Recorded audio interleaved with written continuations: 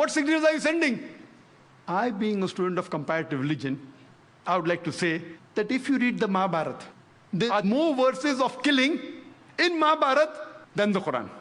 If you have a competition, Mahabharata has more verses of killing people than compared to the Quran. Bhagavad Gita is nothing but a guidance given by Shri Krishna to Arjun. Arjun says, how can I fight against my own cousins? If you read Bhagavad Gita, chapter number 1, verse number 43, 44, 45, 46, he puts his arms on the battlefield and says, I would prefer dying unarmed rather than fight my cousins. Immediately. Bhagavad Gita, chapter number 2, verse number 2. Shri Krishna, he says, Arjun, how could you be an impotent? And he continues, time doesn't permit me, you can see my videotape. It says that it is a duty of the Kshatriya to fight.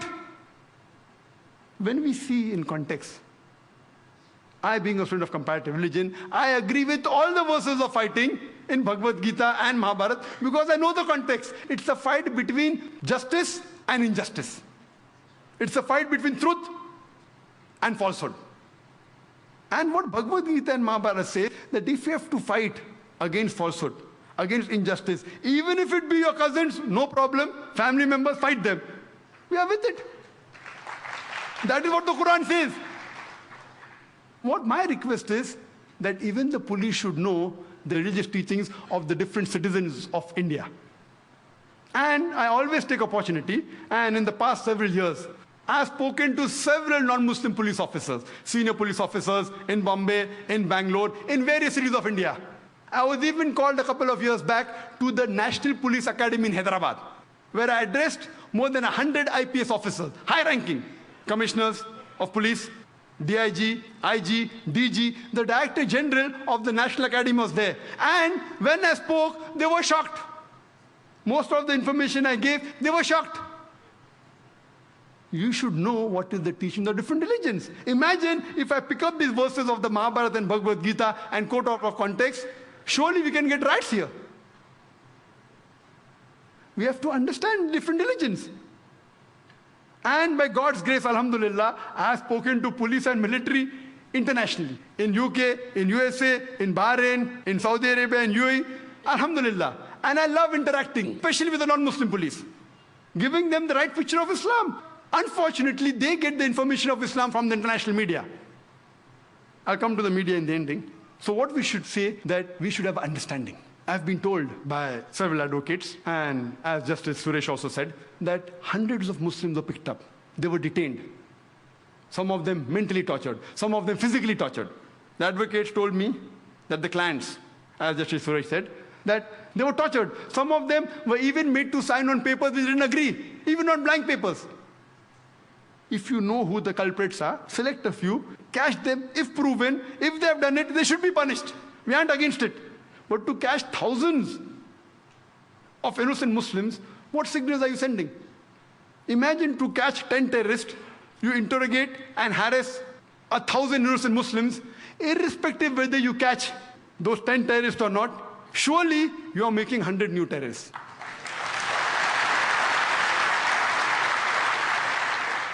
Many non-Muslim senior police officers in different parts, in different cities of India, and one particular in Bombay, he told me, Zakir bhai, Dr. Zakir Naik, I will only be happy if you give talk in Hindi and Urdu. Your talk should be heard by the masses. I didn't speak. Recently, a couple of years back, I started speaking.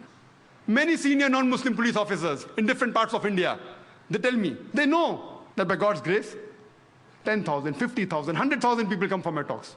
And when I went to Kashmir, because I was the official guest, I met the minister, power minister, chief minister, but at that time, the governor of Kashmir, Saxena, he wanted to meet me. My schedule was tight. Non-Muslim, I took out time. He wanted lunch, dinner, no time, I went for breakfast. Saxena, the governor of Kashmir, he happened to be an ex-military man. I forgot his post, some colonel or major or high post he was. And we discussed. He was caring for the people of Kashmir. Later on, he comes to Maharashtra, he comes to Bombay. He wants to meet me. He calls me to the Raj Bhavan, the governor's house. I go and meet there. He tells Dr. Zakir Naik, you know, the impact that you had in Kashmir, the people that follow you, we want you to come again. We want you to come on the television of Kashmir. We want to come on the radio. But what my question is, that do you think my talk will be effective? I know that there is not a single verse in the Quran which justifies the killing of innocent human beings. There is not a single saying, a hadith of the Prophet, that you can kill innocent human being even if they belong to the same community that does an injustice to you. I know that. I can speak. But imagine if thousands of innocent Muslims are being harassed. The police, they tell us that most probably it's a hand of the LET, Lashkar-e-Toiba. For sake of argument, I agree with it. And the police tells us that the local hand should be involved, otherwise the bomb blast can't take place. I agree with it.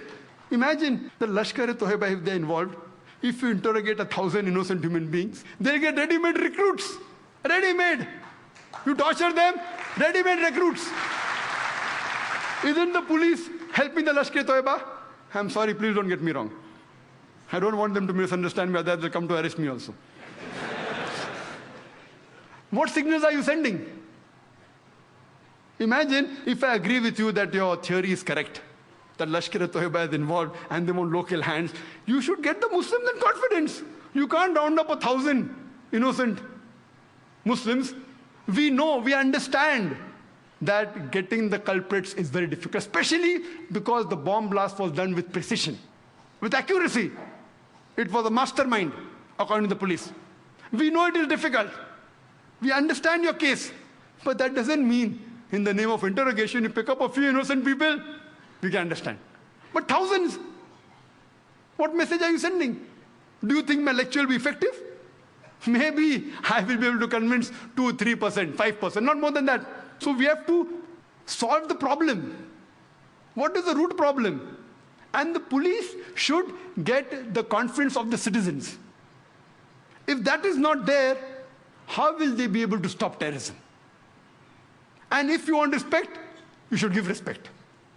There were good policemen also. Many of my friends who are advocates and lawyers, they told me that there were good policemen who helped the people when they were harassed. Some of the policemen had a very good heart. They helped them, they supported them. But generally, oh, you have a beard. Why do you have a beard? Oh, you have trousers above the ankle. Why do you keep it? Wearing a cap. As though it is mentioned in the rule book. A terrorist should have a beard, should have trousers above the ankle and a cap. Then I would be number 1 terrorist. Even I have my trousers above the ankle, I'm wearing a cap and I have a beard. What signals are you sending? There should be a proper training, a proper understanding of the religion of Islam. That's what William, when he advised, he told the US government that you don't know Islam. George Bush doesn't know Islam at all. It was an article that came yesterday in the midday. He doesn't know. Unless you don't understand, how will we be able to solve the problem? I don't want the police to misunderstand me. When I tell the Muslims that killing innocent people is wrong, though many Muslims disagree with me, Quran condemns it. Our Prophet condemned it. Killing any innocent human being, you can't justify it. I have to speak the truth. At the same time, I even have to speak the truth to the police force. I hope they understand the situation. And according to Julio Ribeiro, he writes an article in Hindustan Times, I think it was the 9th of September, he says that more the unnecessary arrests that are made, to get a breakthrough becomes more difficult proportionately. The more unnecessary people you arrest, the chances you get at the real culprit is more difficult. On the 2nd of September, 2006, there was a good gesture by the Police Commissioner of Bombay, A.N. Roy. He wrote a personal letter to a couple of 100 Muslim leaders saying that the investigation is unbiased, we aren't harassing the Muslims. I too received one of these letters. And he said that if there is any query, any questions, we can come and sit across the table. We can talk. It's a good gesture. The letter came recently, just maybe a week back. I only hope it is not a theoretical exercise of public relations. If it's practically implemented that innocent Muslims should not be harassed, if you really want to get the confidence, you see to it that you get the confidence.